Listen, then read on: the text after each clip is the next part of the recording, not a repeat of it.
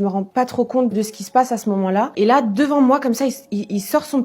Je m'appelle Janti et aujourd'hui, je vais vous raconter le jour où je me suis fait agresser quand j'avais 10 ans. Ça s'est passé dans une piscine municipale à Saint-Brieuc. J'étais avec ma meilleure amie. Nos parents nous avaient déposés. On était super contentes d'y aller. Donc au début, tout se passe bien. On va dans les bassins, on s'amuse, etc. Et au retour, on passe par les douches. Et là, je me retrouve face à un homme très grand, très musclé aussi. Il me regarde avec insistance. Donc je trouve ça un peu bizarre, mais je me rends pas trop compte de ce qui se passe à ce moment-là. Et là, devant moi, comme ça, il sort son...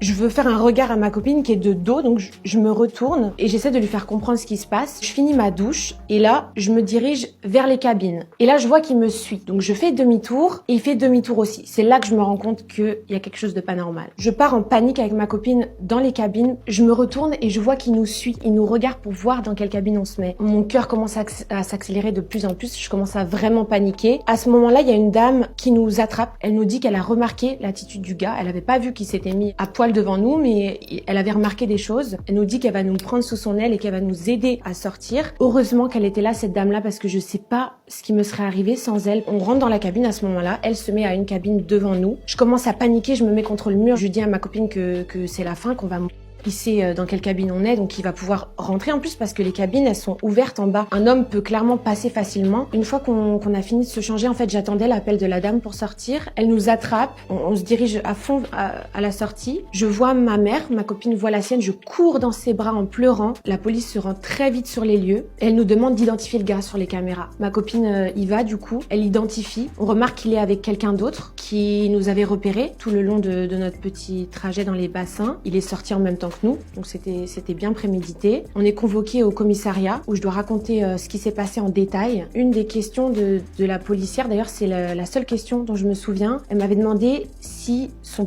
était dur ou mou. Et ça m'avait choqué qu'elle me pose cette question parce que je savais même pas ce que ça voulait dire. Lui aussi a été convoqué. Il est resté seulement une nuit et a été libéré ensuite. J'ai appris par la suite qu'il avait des antécédents avec les enfants et il a rien eu quoi. Sachant qu'il a pas été puni, moi je voulais plus sortir. Après les années qui suivaient, la piscine je suis pas retournée avant plusieurs années aussi. J'avais très peur de le recroiser, qu'il continue à faire ça quoi parce qu'il pouvait du coup. Moi ce que je trouve regrettable c'est que même si on a déjà des indices que le mec est dangereux, malheureusement, faut attendre qu'il se passe quelque chose d'encore plus grave pour l'arrêter.